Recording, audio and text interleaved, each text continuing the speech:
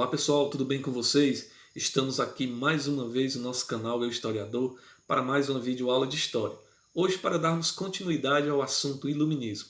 Mas galera, antes de começar a nossa videoaula, curta os nossos vídeos, ative o sininho para receber notificações e principalmente se inscreva em nosso canal. Esse feedback de vocês é muito importante para a manutenção do nosso canal. Turma, vamos falar sobre Iluminismo? Vamos recordar um pouquinho aqui o que nós vimos na aula passada. Na aula passada nós estudamos, por exemplo, como nasceu o Iluminismo no contexto das revoluções inglesas, como o Iluminismo chegou à França e quais foram as principais críticas e defesas iluministas em território francês lá no século XVIII. Hoje nós iremos falar um pouquinho mais sobre os filósofos iluministas, sobre os pensadores do Iluminismo. E para isso vamos começar falando sobre John Locke. John Locke, que vai ser considerado o precursor do Iluminismo, vai vir lá do contexto da revolução, das revoluções inglesas e vai defender, dentre outras bandeiras, a questão da propriedade privada. Vejamos, galera, não há nada mais burguês nesse contexto do que a defesa da propriedade privada, uma vez que a burguesia atacava a monarquia absolutista justamente pelo fato do Estado controlar tudo que existia dentro da nação. E a burguesia, nesse momento, queria se libertar desse domínio da monarquia absolutista, defendendo o princípio da liberdade da propriedade privada, ou seja, de que qualquer cidadão poderia ter seu próprio pedacinho de terra, poderia ter de onde prover o seu próprio sustento, fazendo dessa forma a economia aquecer de forma bem rápida. Turma, dentro da França nós temos alguns nomes importantes também que vão defender o iluminismo e que vão ficar marcados na história por suas contribuições dentro deste processo. O primeiro deles que nós vamos falar vai ser Jean-Marie Diarrouet, o famoso Voltaire, como ficou conhecido nesse sentido. Voltaire, viu turma, ele vai defender, dentre as várias bandeiras, a bandeira da liberdade de expressão. Inclusive, vai ser creditada a ele a frase que diz o seguinte: eu posso até não concordar com nada que você diz, mas defenderei até o fim o direito de você dizer. Então, turma, essa frase ela dá para nós mais ou menos uma dimensão aí do que defendia o Voltaire, grande defensor da liberdade de expressão. Mas, turma, um contraponto que deve ser feito. Defender a liberdade de expressão não significa necessariamente uma defesa à democracia.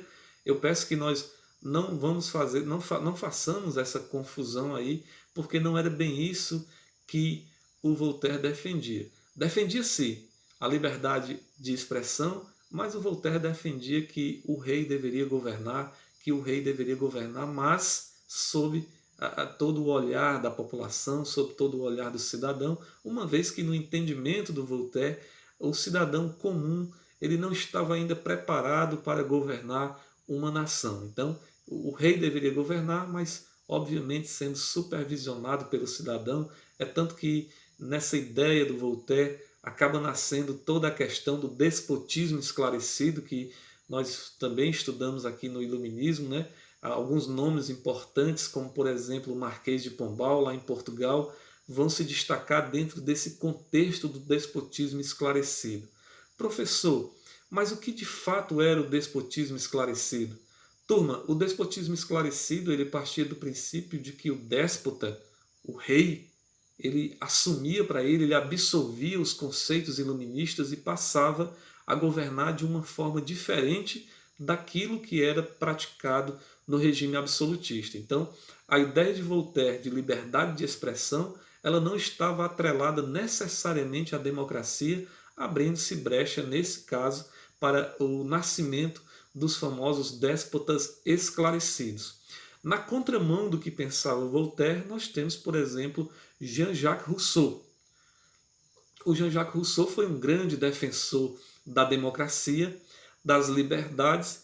Inclusive, o Jean-Jacques Rousseau ele vai defender que a desigualdade social existente na Europa naquele momento, ela advinha justamente da propriedade privada, uma vez que a propriedade privada ela não trazia o princípio da propriedade privada, ele não trazia condições igualitárias para todos os cidadãos. Segundo Rousseau, alguns possuíam propriedade privada, outros possuíam poucas propriedades privadas e outros não possuíam absolutamente nada e ficavam à mercê dessas duas primeiras, no caso, os dois primeiros detentores da propriedade privada. Inclusive, o Rousseau vai fazer duras críticas à propriedade privada e vai associar à propriedade privada a questão da desigualdade social, lançando inclusive bases para futuramente, em meados do século XIX, o socialismo lá do Karl Marx ser instalado, ser criado mediante esses pensamentos de Jean-Jacques Rousseau lá no século XVIII, lá no século das luzes. Galera, vamos ter também um outro filósofo importante, um outro pensador importante no iluminismo, que vai ser o Barão de Montesquieu, Charles Louis de Secondat, seu nome oficial. O Barão de Montesquieu ele vai ser, na verdade, o defensor da teoria dos três poderes. Professor, o que isso significaria na prática? Significaria que a monarquia, o poder absolutista, ele seria esfacelado, ele seria dividido em três partes, onde essas três partes seriam governadas, né, seria uma junção de governo dividido entre o poder judiciário, o poder legislativo e o poder executivo. O Barão de Montesquieu ele até dizia que o rei poderia continuar governando, contanto que ele se adequasse a esse novo modelo de sociedade, de organização política, onde ele não teria mais o poder absolutista, mas ele seria apenas parte do novo modelo político. Na verdade, o rei faria parte do poder executivo, aquele que executa as leis. Turma, o fato é que essas ideias iluministas elas acabaram chegando ao nosso tempo.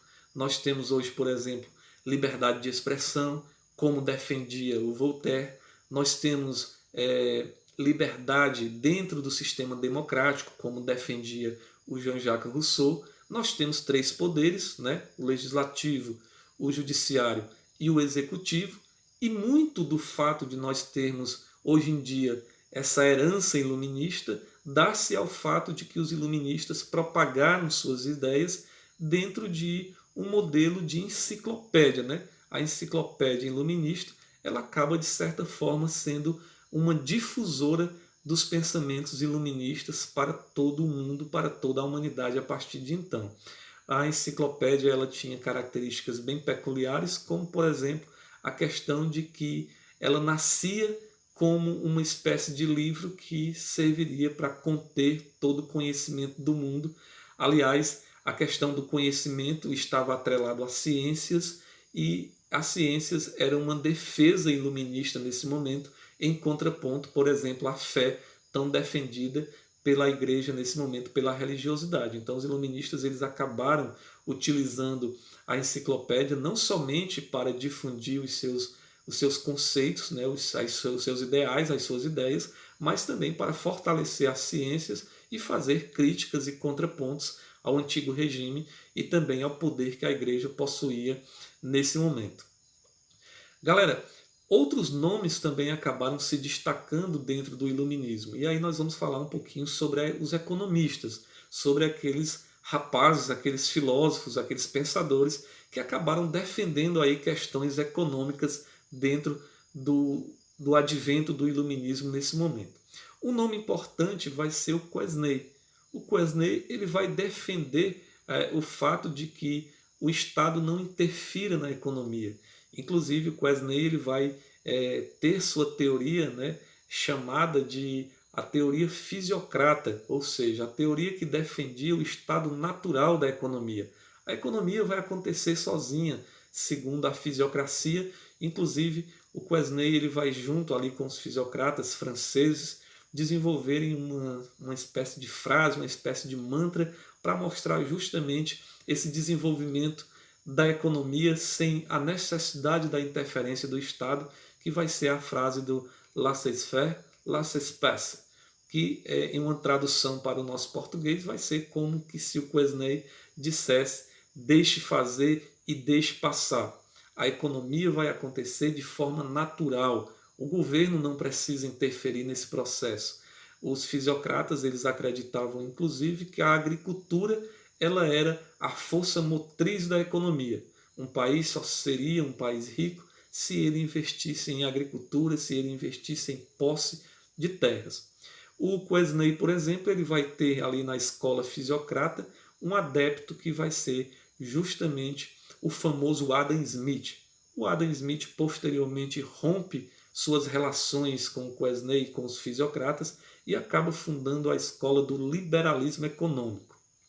O liberalismo econômico ele nasce com uma ideia bem parecida com a dos fisiocratas, que era a ideia de que o Estado não deveria interferir na economia, e o Adam Smith ele vai explicar essa necessidade da liberdade econômica a partir de termos como a mão invisível que controlaria a economia. Essa mão invisível, segundo o Adam Smith, ela seria basicamente ali a questão da oferta e da procura.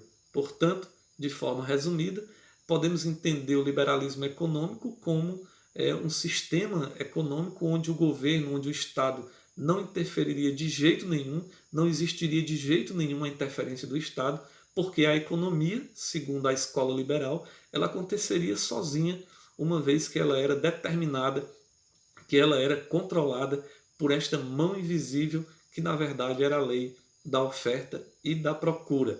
Turma, o liberalismo econômico, inclusive, ele nasce com muita força aí no século XVIII, mas ele acaba falindo, ele acaba tendo problemas, e essa falência do liberalismo econômico ela se dá lá nos Estados Unidos, que foi um dos maiores expoentes em termos de defesa do liberalismo econômico de todos os tempos. Os Estados Unidos, os americanos acabaram aderindo de cabeça, né, todo esse desenvolvimento, toda essa proposta do liberalismo econômico de Adam Smith, e vão sofrer lá no ano de 1929 com a quebra da Bolsa de Valores de Nova York, onde o liberalismo vai expor todas as suas fraquezas e todos os seus limites, fazendo com que os Estados Unidos e o mundo passem por uma recessão capitalista sem precedentes na sua história.